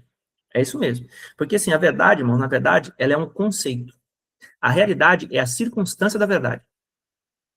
Então, quando a pessoa fala assim, tô duro, não tem dinheiro, olha só a minha vida, essa é a minha realidade. É a realidade dela, mas não a da palavra. Ela não está errada no que ela está dizendo, mas é a realidade do conceito que ela crê. Estão entendendo? Então, se Deus diz que na sua palavra, o Senhor Jesus, sendo rico, se fez pobres para que pela sua pobreza nós fôssemos enriquecidos, por exemplo, Significa que quando eu professo aquela verdade, eu estou falando a realidade do conceito da palavra, não da realidade do momento que eu atravesso. Boiou, gente? Deu até um choque aí. O que rolou aí? Não, a Ana Clara me fez uma pergunta aqui. Ah, tá. Você quer falar alguma coisa ou não? Posso seguir? Não, era mais para trazer esse conceito da realidade, ela é uma projeção, né, do que você... Ela tanto é uma projeção quanto uma leitura, e essa leitura claramente é por conta, cada um vai ler de acordo com os óculos que tem internamente, né? Então, eu vou ler a minha realidade com os óculos que eu tenho internos. Se eu não remir isso em Cristo pela palavra, eu só vou falar uma verdade distorcida, né? Sim, a verdade dela. Porque, de fato, é a verdade, mas não no nível divino. É a verdade no nível circunstancial e limitado da pessoa. Então, por isso que ela tem que ser mortificada, para desenvolver a revelação da mente de Cristo. Aí sim, quanto mais revelação e mais permeado de justiça, te reconfigurando, estatuto, juízo, justiça, etc., quando Deus te reconfigura, Deus te dá governo. Então, aí o que acontece? Você vai ficando maduro e você já não precisa mais fazer uma oração de 5 minutos para Deus curar uma pessoa. Seja feito conforme a tua fé, aquilo, ó, pum, acabou. Porque você já está estendendo para fora uma realidade tua. Aí, às vezes, a gente, não, eu vou orar, vou fazer isso, fazer aquilo, que a gente está nesse processo. Então, às vezes, irmão, você vai viver momentos, você vai ver que à medida em que você evoluir, você só vai chegar na vida da pessoa, Deus já vai trazer 5, 10 respostas para ela, falar, nossa, meu Deus, eu pensei em você e a hora que eu precisava fazer alguma coisa, aquilo já aconteceu para mim. Meu Deus, a pessoa fica impactada. Mas é porque a pessoa se conectou com o teu espírito. E quando ela tem um espírito de honra para com você, ela já consegue acessar com antecipação aquilo que você acessou. Por isso, irmãos, eu sou uma pessoa que fala, e sou veemente na questão da honra, porque eu sei do nível da implicação. Se, por exemplo, vamos supor que eu acessei 10 casinhas, o Jean acessou 8, o Matheus acessou 6. Tá um exemplo. Cada pessoa de nós, vamos supor que essas casinhas sejam as mesmas, tá? 6, 8 e 10. Toda pessoa que honrar, por exemplo, o Jean pode chegar até a 8ª casinha, mesmo estando na primeira. O Jean pode autorizar a pessoa pela oração a receber o que está lá na 8ª casinha, para aquele que está lá na primeira. O Mateus pode chegar da 6ª casinha e lançar para o cara que honra ele o que está na primeira. Só que isso depende do fluxo de honra. O dia que corta isso, já não tem mais ligação espiritual. Então, isso vai deixar de ser. Porque a palavra fala que nós devemos ter uns aos outros em honra. E honra envolve a forma como você defende a pessoa, como você fala dela, e a forma como você manifesta o teu amor por ela. Porque Deus amou o mundo de tal maneira que deu. Tudo que não se manifesta não é luz. A palavra nós lemos em Efésios 5. Deus manifesta tudo. Seja treva, seja luz. Estão comigo ou não?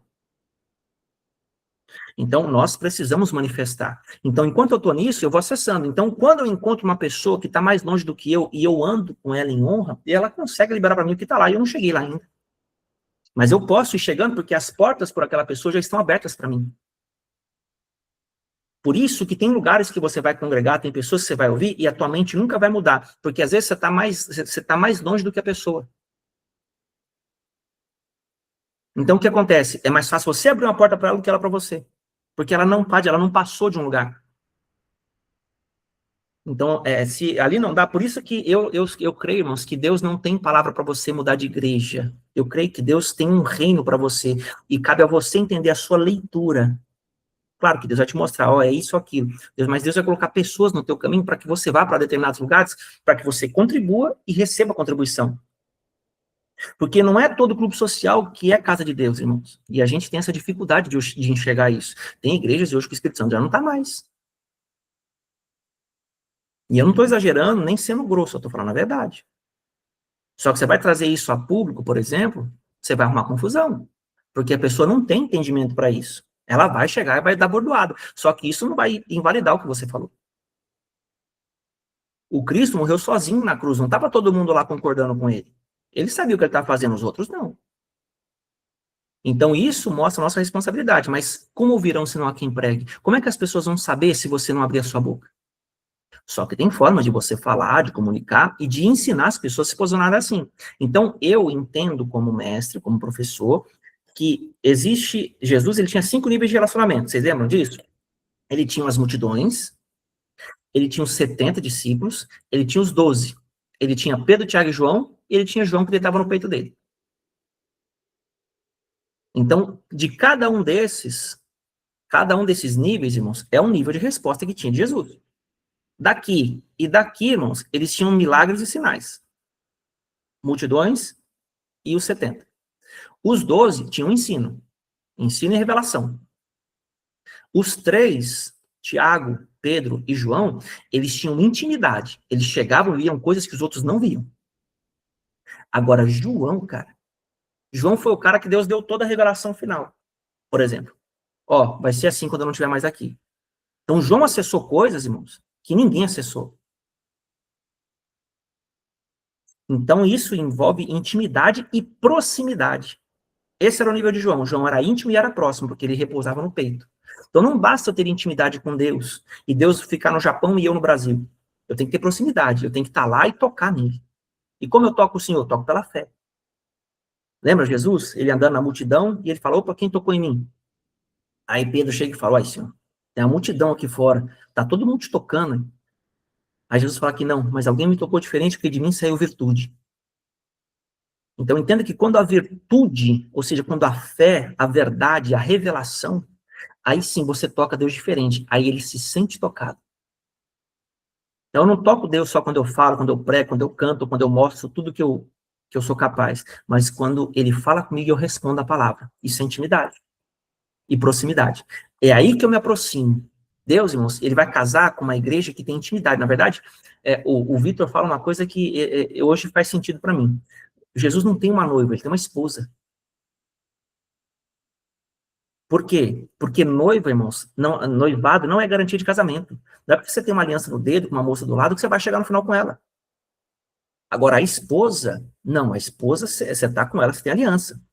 Então, por que eu falo isso? Porque o que é a prática sexual? É a intimidade entre homem e mulher. O que é, na prática, a revelação da palavra? É a mulher com Cristo na cama. É a mesma coisa. A revelação, a semente do Cristo, é a palavra revelada. É literalmente quando você se deita com ele. Cada vez que você recebe uma revelação, representativamente, alegoricamente falando, você está se deitando com o Senhor. Por isso esse prazer, Deus cria algo em você. Você fica grávido da palavra. Então, quanto mais revelação, quanto mais intimidade, quanto mais você responder dentro dos mandamentos e manter a integridade, a justiça, o que Deus te dá, irmãos, maior é a tua intimidade.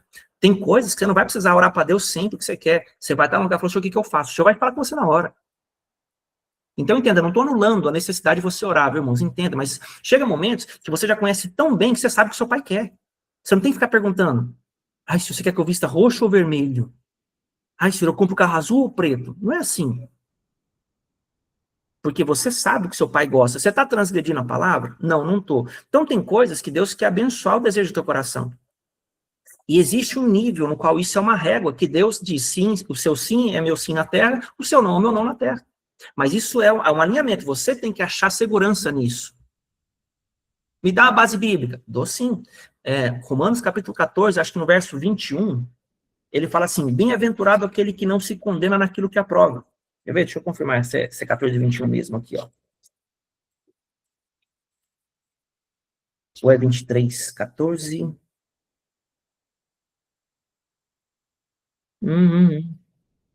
É 22, ó.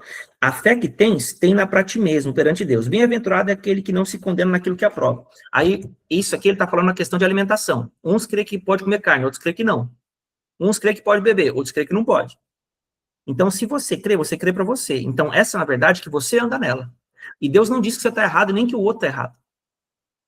Ele está dizendo que o reino de Deus é justiça, paz e alegria no espírito. Uma vez que você está nesse nível, o seu coração está edificado e você está frequenciado com Deus, irmãos, o Senhor não tem problema com as suas decisões, porque sabe que você já sabe o que Ele gosta, o que Ele quer. E quando te faltar essa segurança, você olha e pergunta, Senhor, e aí? Então, eu vou te dar um outro exemplo, que eu já tenho um pouco mais de clareza, graças a Deus e graças ao Maurício que Ele colocou na minha vida. Que Maurício aqui, irmãos, ele tem pelo menos 30 anos de tempo e estações. Ele manja da questão do tempo, dos portais, das coisas. Ele manja. Eu tenho aqui 8, 9 anos. Então o cara tem 3 vezes na minha frente de coisas. Assim. Então, para mim, cara, isso aqui é uma farra. Ele falou ali, eu escuto. Porque para mim ele é autoridade nisso. Então, o que eu quero dizer para vocês? é que uma vez que você entende, eu abri para eles algumas coisas sobre viagem, sobre alguns propósitos que Deus tem para me dar. Ele falou assim, Tony, agora a gente tem que achar o tempo disso. Essa é uma oportunidade que se abriu para você? Então é um período que você vai ter que guerrear por isso. Então, como que você faz para você brigar no tempo certo? Você briga na estação de guerra. Por exemplo, na estação da primavera. Na estação da primavera, que começa em Nissan e vai até... qual que é o terceiro mês? Nissan, Liá e esqueci o terceiro mês, não. Então, enfim, você vai até o terceiro mês. Esse é o período de tempo que você tem para tomar uma decisão, por exemplo, de uma viagem, de algo novo para você começar. Porque você está dentro do movimento em que Deus tem uma ação de guerra no tempo. Vê se você entende o que eu estou falando. Então, nesse período, Deus te chama para conquista. Então, vai para cima. Porque Deus vai te respaldar. E qual que é o objetivo? É pregar o evangelho? É, sei lá, fazer alguma coisa que você sabe que Deus quer para a tua vida? Tem a relação com o teu chamado? Meu querido, vai fundo. Davi pecou o dia que ele não foi para a guerra, quando tinha que ir. Ele errou o tempo de ficar no castelo. Então, entenda que Davi não perguntou quando ele tinha que ir. A palavra já diz, período em que os reis vão para a guerra. Já era habitual, já era comum. Então, tem coisa que, por conhecimento, você não precisa ficar perguntando se é ou se não é. Você sabe a janela do tempo, você anda naquela janela. Estão comigo? Aí não é se vai ser dia 1º, dia 15, dia 40. Não tem dia 40, meu irmão. Mas brincadeira aqui, mas é para você entender. O que importa é você saber essas janelas. Então, Deus quer te levar nesse nível. Então, enquanto você não tem segurança, ore. Não é errado nem pecado. Mas Deus quer te dar uma segurança para você chegar um dia e dizer assim, digo eu, não o Senhor, e o Senhor cumprir a tua palavra. Lembra que nós já falamos disso? Existe esse nível para nós. Então, está na hora de sair da meninice e subir de nível. Só que você só vai saber disso tentando. Deus não tem problema com os teus erros, irmãos. Deus tem problema com a falta de arrependimento quando o erro acontece. É melhor você errar crendo que foi Deus do que você não se mover por incredulidade.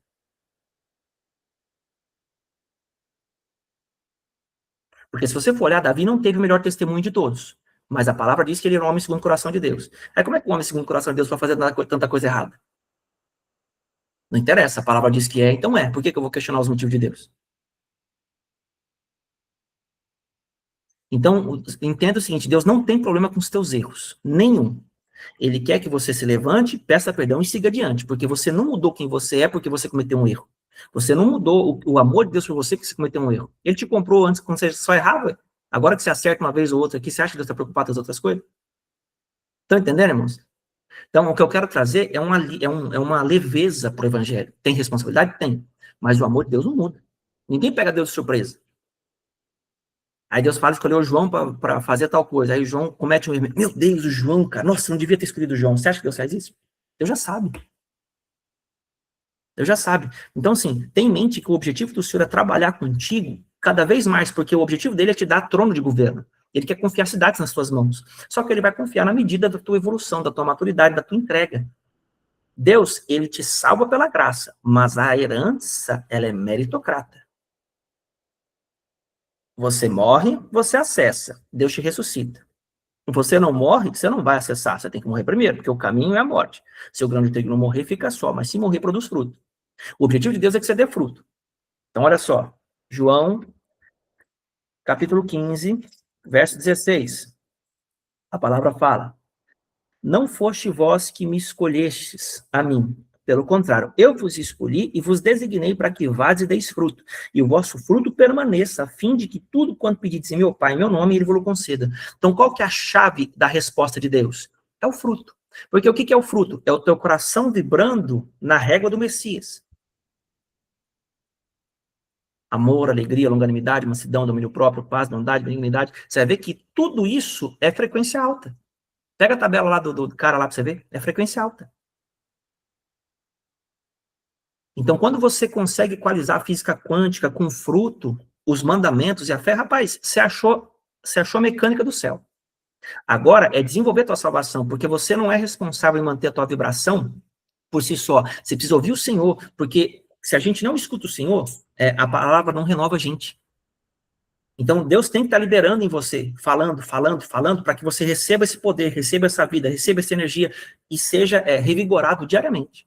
Então, o ideal, irmãos, é que nós recebamos uma revelação todos os dias. Claro que nem sempre vem, mas pelo menos semanalmente você tem que receber um chá da gaba de Deus.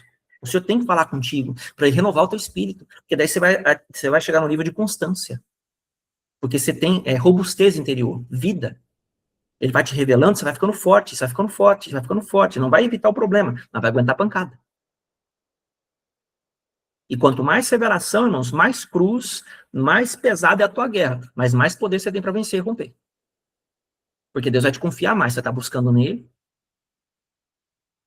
Entendeu? Então, eu e você precisamos renunciar. E é diário. Deus não pede renúncia.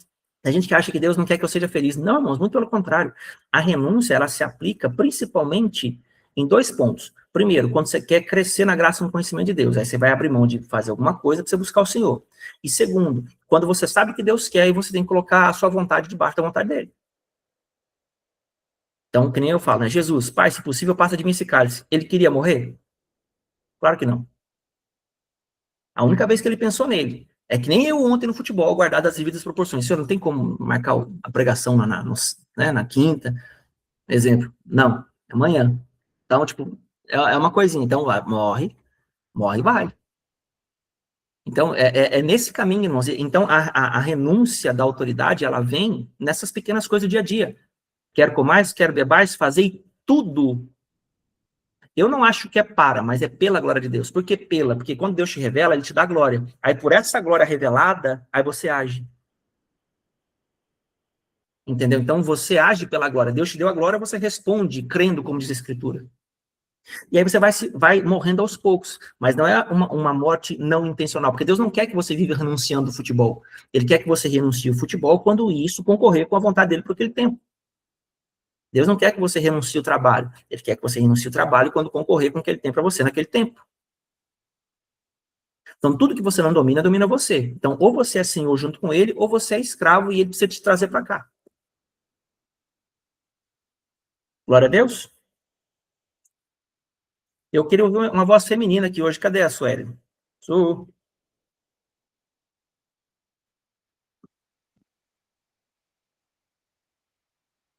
Su. Não estou ouvindo o som dela. Ela desativou o microfone, mas não está saindo Eu som. acho que o microfone dela tá ruim, eu acho. Ela está fora daí, já? Tá no outro cômodo, peraí. Vê aí, mocinho. Não está saindo o som. O microfone dela tá ruim. Oxe. Derrubei água na Bíblia aqui. Oxe, Jesus. Bom, enquanto a Su vai ajeitando aí a coisa. Irmão, a Sueli está aí?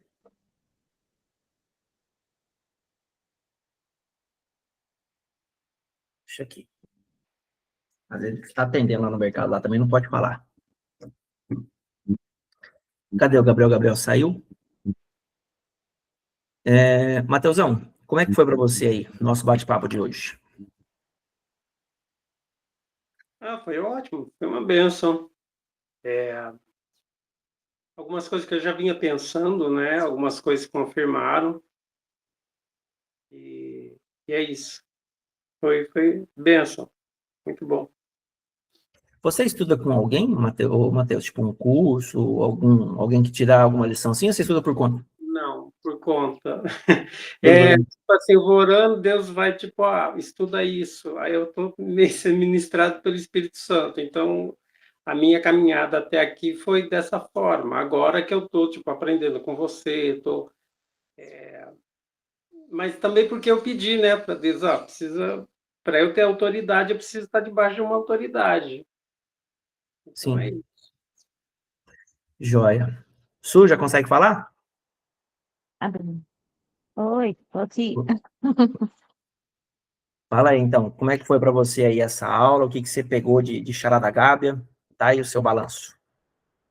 Xarabagabia. Lerecantos, fala aí, mistério. Não, foi uma aula bem construtiva.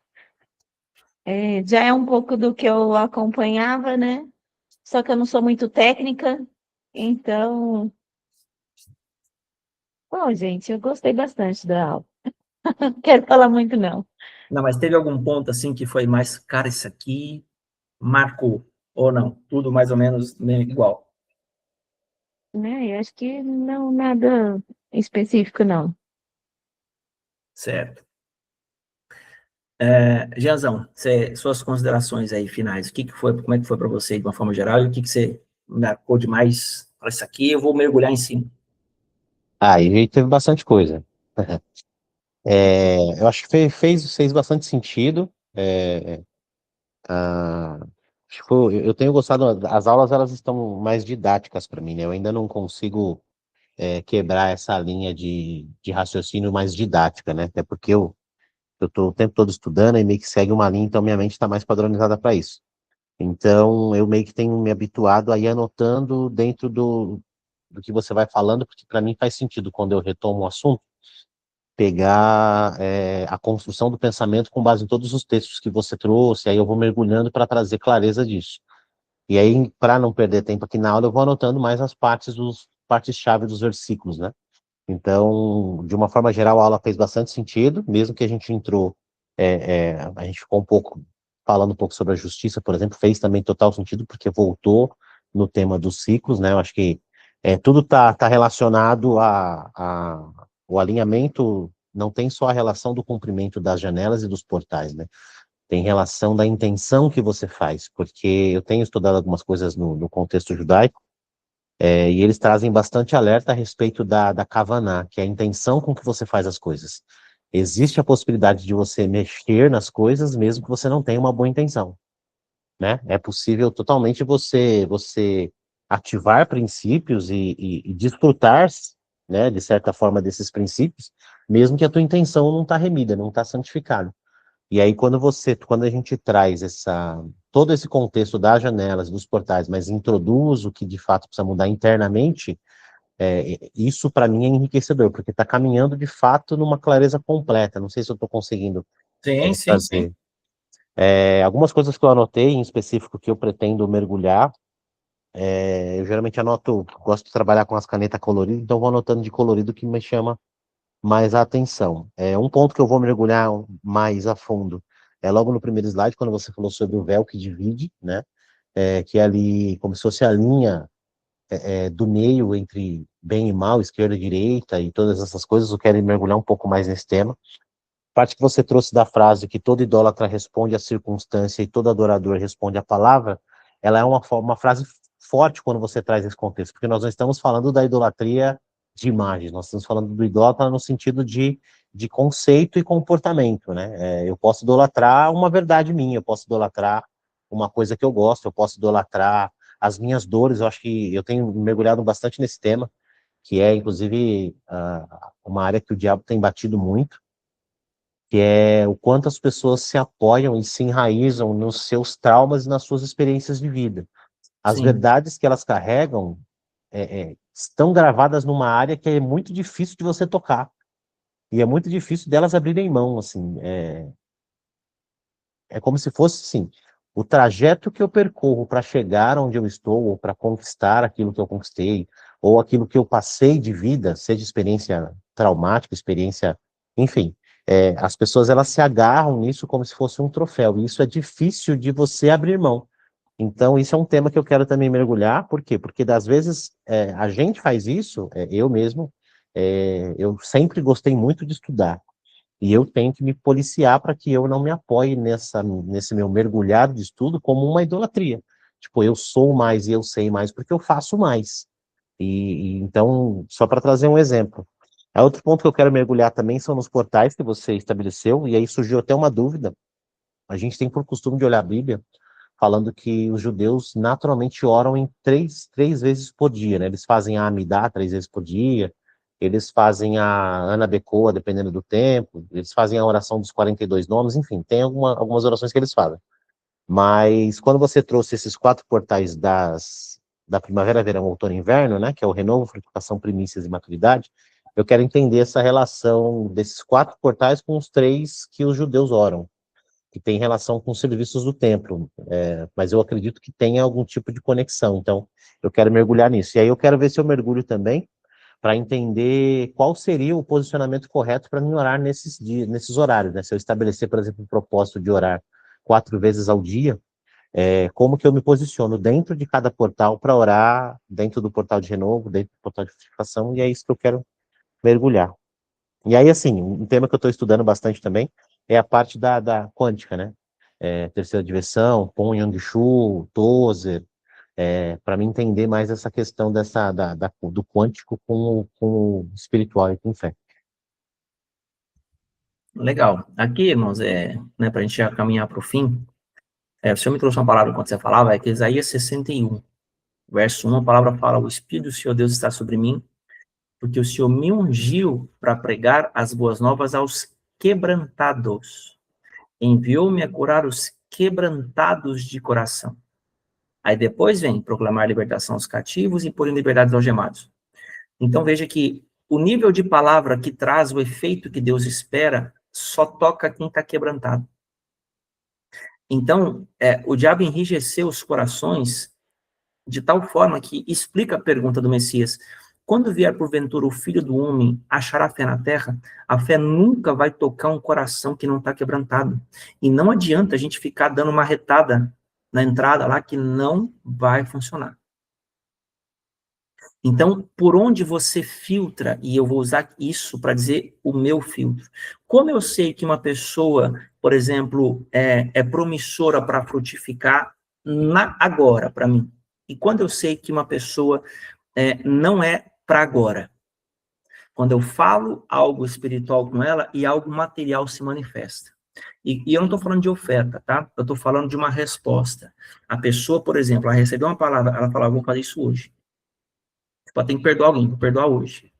Eu tenho que, sei lá, pedir perdão a alguém, vou pedir hoje.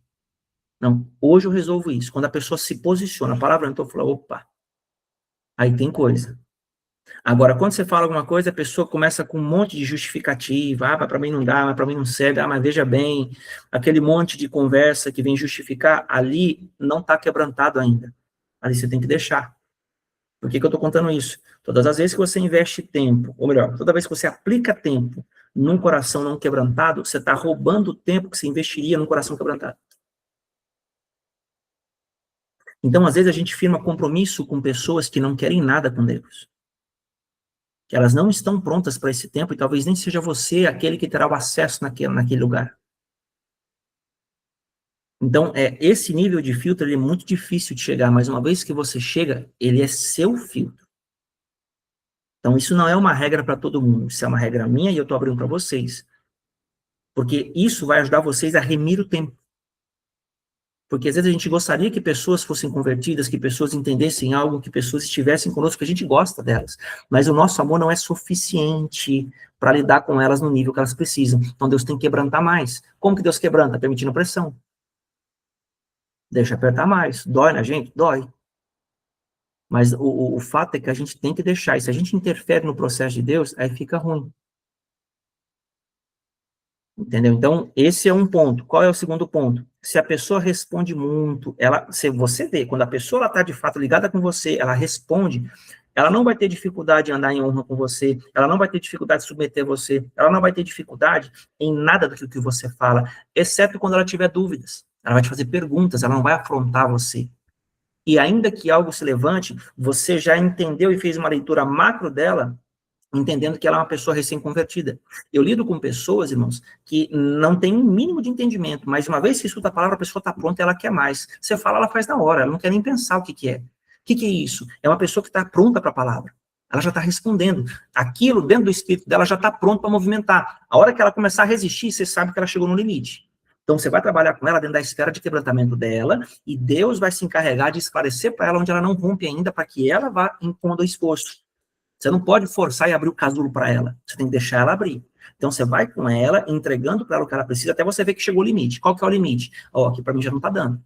Aqui para mim está ficando esquisito. Eu não entendo isso aqui para mim não faz sentido. Opa, ali chegou o limite dela. Trabalha com ela no limite que ela anda. Estão comigo, irmãos? Estou entendendo o que eu estou falando? E aí vocês vão conseguir ajudar as pessoas sem ser chato. Porque o que é isso? É amor. A pessoa às vezes vai te ferir, vai te ofender, porque ela tem traumas lá dentro, você só vai saber quando você falar alguma coisa e levantar aquilo. Opa, achei um lugar aqui. Não é porque a pessoa é ruim, essa pessoa é de Deus, não, porque eu já falei, ela já veio e regaçou comigo. Não, ela te deu um montão de sinal de que ela é um terreno fértil, só que ela precisa de cura. E você só descobriu isso porque você falou uma coisa. Então ali você tem que trabalhar com ela por um outro caminho. Você não vai afrontar ou confrontar. a dor dela. Você vai trabalhar com isso e ajustando ela, porque ela ainda está muito ferida. E aí você cura, porque o Espírito do Senhor Deus está sobre mim. Ele me ungiu para pregar as boas novas aos quebrantados. Enviou-me a curar os quebrantados de coração. Ela está quebrantada numa área, mas na outra área ela tem que quebrar. Então ali, você não vai bater em cima, você tem que deixar. Porque quando a pessoa está quebrantada, ela vai responder. E aí você vai ver o cumprimento da palavra. Então isso poupa a gente de tempo e de esforço. Isso é sabedoria. Boa ou não é boa essa lição, hein? Fala aí.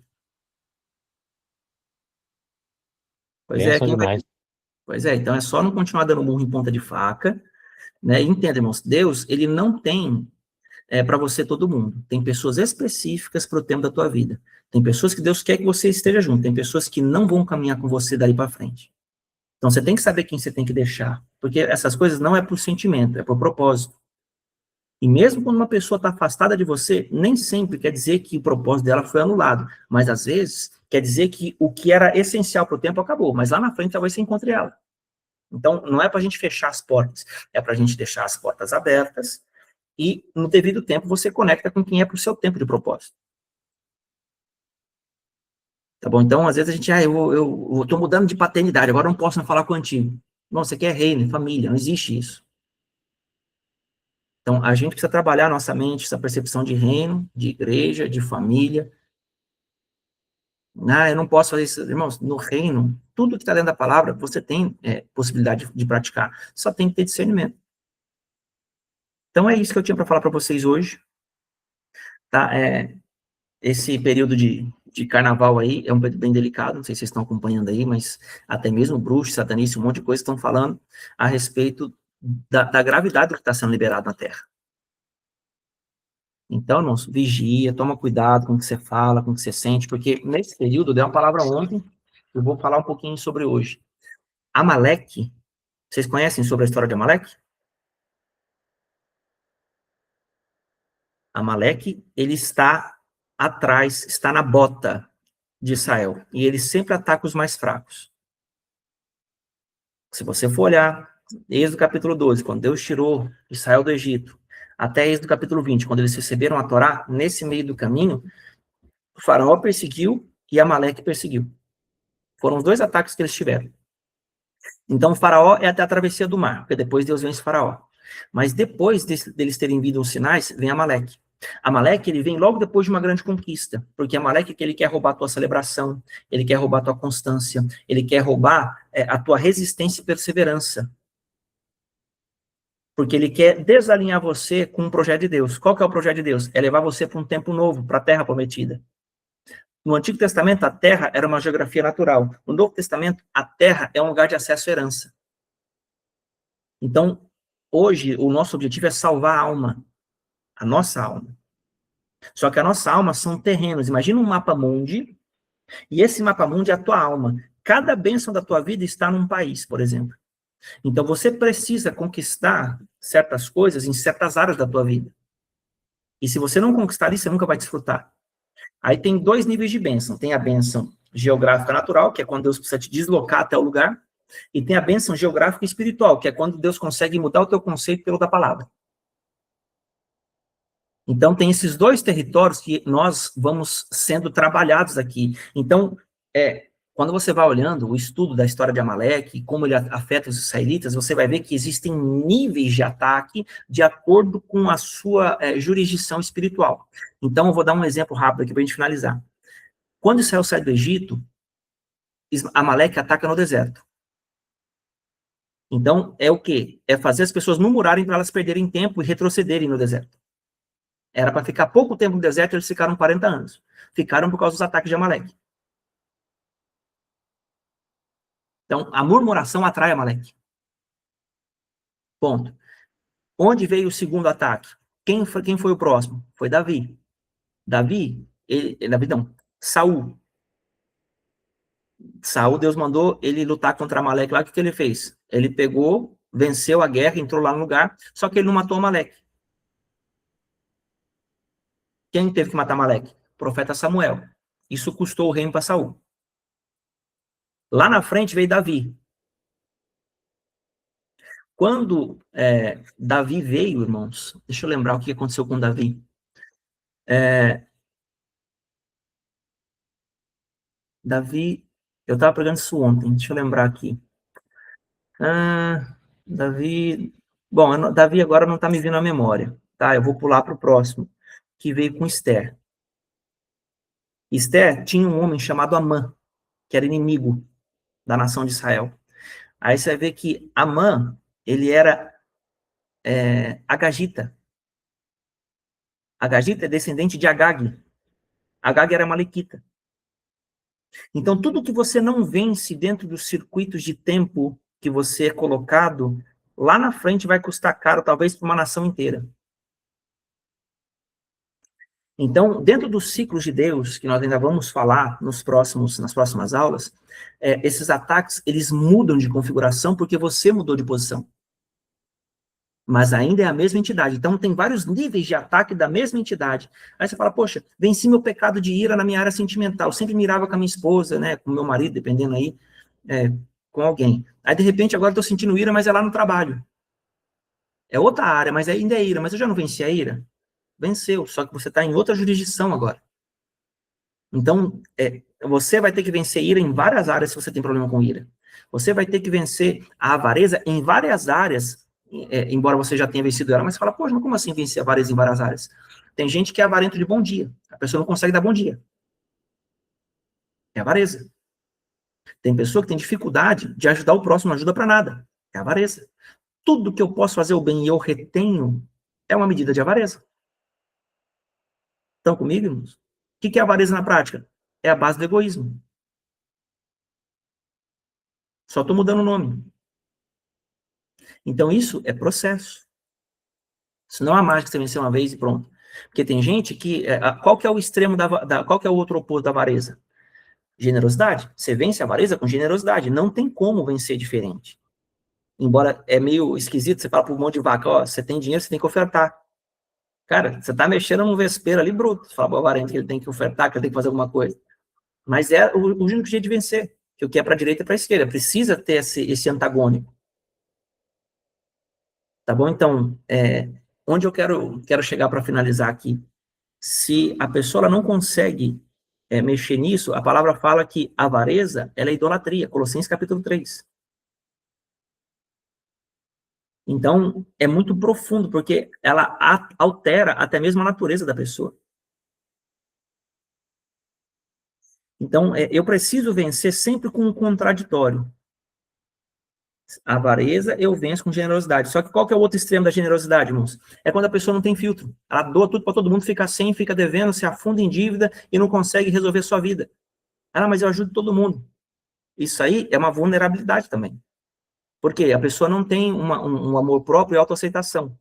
Ela não consegue amar o próximo como a si mesmo. Ela só ama o próximo. Na cabeça dela. Porque você não pode amar um outro como você não se ama.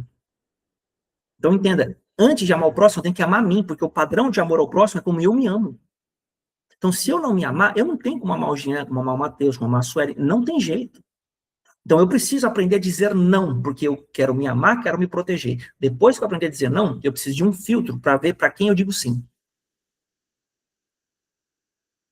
Porque uma vez que você é super generoso com todo mundo, você rouba, ou melhor, você é furtado na generosidade a quem Deus gostaria de destinar o teu coração.